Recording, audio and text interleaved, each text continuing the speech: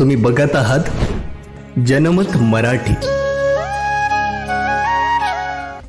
शिरूर येथील रांजणगाव गणपती येथे श्रीमंत योगी राजे शिवछत्रपतींच्या पुतळ्याचे अनावरण छत्रपती संभाजीराजे यांच्या हस्ते संपन्न। महाराष्ट्रातील गड किल्ले यांचे संवर्धन करण्यासाठी राज्य सरकारने ठोस असे पावले उचलली पाहिजेत अशी भावना यावेळी राजेंनी व्यक्त केली आहे। हट्ट धरला की आप माझ्या हस्तेच या छत्रपती शिवाजी महाराजांच्या पुतळ्याचं अनावरण करायचं होतं। मी त्यांना लगेच शब्द दिला। मी थोडा भाऊक झालो होतो की अशा काळात एवढं प्रेम देणारे फार लोक कमी असतात, पण रांजणगावच्या लोकांनी सगळ्या संयोजकांनी सांगितलं की मला दुसरा आम्हाला कोण पावला नको, तुम्हीच पाहिजे आणि म्हणून मी स्वीकारलं। पण काही अनिवार्य कारणामुळं मी आज कार्यक्रमाला येणार नव्हतो।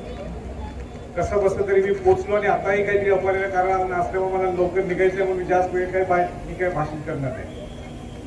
पण मनापासून आपल्या सगळ्या संयोजकांचं मनापासून अभिनंदन करतो की एक छान सुंदर पुतळा आपण उभा केलेला आहे। पण या मूर्तीच्या माध्यमातून सुद्धा आपण या पुतळ्याच्या माध्यमातून सुद्धा शिवजयंती असो किंवा वर्षातले अनेक वेगवेगळे कार्यक्रमाच्या माध्यमातून आपण खऱ्या अर्थाने शिवाजी महाराजांचा विचार हा लोकांच्या मनात कसा रुतू शकतो। शिवाजी महाराजांनी कुठल्या परिस्थितीत कशा प्रतिकूल परिस्थितीत हिंदवी स्वराज्य स्थापन केलं, या हिंदवी स्वराज्याच्या माध्यमातून आपलं स्वराज्य हे सुराज्य कसं व्हावं हा दृष्टिकोन हे विजन आपल्या समोर ठेवलं। आज आपण जर पाहिलं असेल तर अनेक आपल्या सोयीनुसार शिवाजी महाराजांचं नाव घेऊन आपल्या राजकीय असेल किंवा अनेक ठिकाणी वापर करत असतात, ते करून देत, काय पर्याय नाहीये। पण खऱ्या अर्थाने आपल्याला शिवाजी महाराजांचा अनेक जो विचार आहे, हिंदवी स्वराज्याचा विचार असेल किंबहुना हा स्वराज्याचा विचार असेल, हे स्वराज्य आपल्यासाठी का स्थापन केलं, कोणासाठी केलं, काय गरज होती, हे आपण याच्या पुढं कसं घेऊन जाऊ शकतो। शिवाजी महाराजांच्या लढाईच्या बरोबर त्यांचं संयोजन असेल, ऍडमिनिस्ट्रेशन असेल किंबहुना सगळ्या मावळ्यांना देणारी ताकद असेल, 18 पगडचा 12 बलुतेदारांना देणारी ताकद असेल, 18 पगड 12 बलुतेदारांना पटवून दिलं की हे स्वराज्य तुमचं आहे आणि या सगळ्या गोष्टी आपण आत्मचिंतन आत्मसात करायला पाहिजे आणि पुढे जायला पाहिजे। माझी विनंती आपल्या सर्वांना राहणार आहे, खऱ्या अर्थाने शिवाजी महाराजांचे गडकोट किल्ले सुद्धा त्याचं संवर्धन जतन कसं करता येईल याच्याकडे आपण लक्ष द्यायला पाहिजे। लॉंग टर्म प्रोग्राम पाहिजे। आज 75 वर्ष होऊन गेले तरी आपण गडकोट किल्ल्यांसाठी ज्या पद्धतीने संवर्धन जतन करायला पाहिजे ते आजही झालं नाही।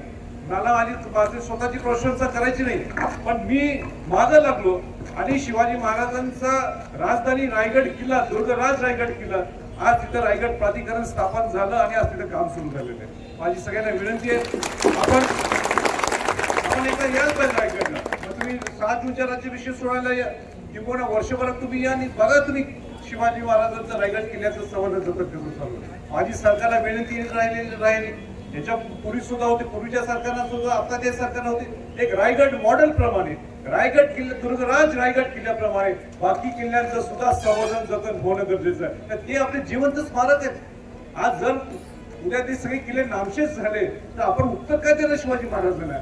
आणि म्हणून आपण सगळ्यांनी एक उठाव करायला पाहिजे की शिवाजी महाराजांचे गडकोट किल्ले, शिवाजी महाराजांनी ज्याच्यामुळे आपण आज जीवित आहोत, ज्या शिवाजी महाराजांच्या सगळ्या किल्ल्यांसाठी ज्या किल्ल्यांनी शिवाजी महाराजांना हिंदवी स्वराज्याची कल्पना दिली त्या गडकोट किल्ल्यांचं सुद्धा संवर्धन जतन होणं गरजेचं आहे। आणि म्हणून आज आपण प्रण घेऊया की शिवाजी महाराजांच्या जयंतीच्या माध्यमातून, आज नीतीच्या जयंतीच्या माध्यमातून आपण शिवाजी महाराजांचे हे 300 पर अधिक गडकोट किल्ले त्या रायगड किल्ल्याप्रमाणे, दुर्गराज रायगड किल्ल्याप्रमाणे ते सर्व शिवाजी महाराजांच्या गडकोट किल्ल्याचं संवर्धन जतन होऊया। आणि परत एकदा संयोजकांनी जो आग्रह दिला, जो आपण आपुलकीने मला इथं बोलवलं, याबद्दल मी सगळ्या संयोजकांचं, सगळ्या राज्यांचं कोणाचं व्यक्तिगत नाव घेत नाही, त्याचं मोठेपण सुद्धा बघा। मी म्हटलं कोणाचे नाव घ्यायची भाषणात सांगा, ते म्हटलं कोणाचे नाव घेऊ नका, कोणाचे नाव घेऊ नका, सगळे म्हणजे आम्ही सर्वजण सगळे रांजणगावच्या एक रांजणगाव एक नाव घेतलं तर आम्ही सगळे तयार झालो। या संयोजकांचं सुद्धा कौतुक करतो। नाहीतर काय असतं माझं नाव पुढे घ्या, या लोकांची नाव घ्या, यांची एक लिस्ट तिथे 10-12 जणांची, तिथं नाव वाचू नका, म्हणजे आमचं सगळ्यांचं नाव पुढेच आहे, पण तुमचं सगळ्यांचं कौतुक आहे। तिथं कोण मोठं नाही, शिवाजी महाराजांच्या पुढे आम्ही सगळेजण सांगतो आहोत, आम्ही मावळे आहोत। हे तुम्ही आज काय या कार्यक्रमाच्या माध्यमातून जाणून दिलं, छोटी बाब आहे पण एक विचार, एक वैचारिकचा भाव आहे आणि एक खऱ्या अर्थाने तुम्ही एक चांगलं उदाहरण सगळ्यांच्या पुढे दिलं। मी परत केव्हा येईल इथं आणि मला खरं म्हणजे आज मी बोलणार सुद्धा नव्हतं, मला माहिती, मी सांगू शकत नाही किती अपार आहे त्यावर नाही, पण मला आनंद वाटला की मी काल परत मी तुम्हाला सांगितलं मी येणार नाही, पण मला शिवाजी महाराजांनी मला बोलवलं वाटतं इथं, आणि शिवाजी महाराजांनी माझ्या हस्ते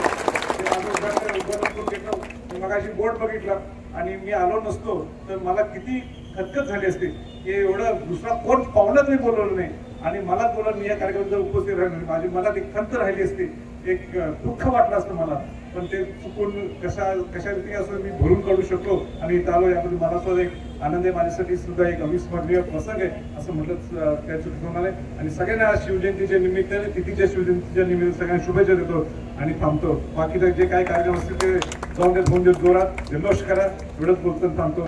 जबाबदारी, न्याय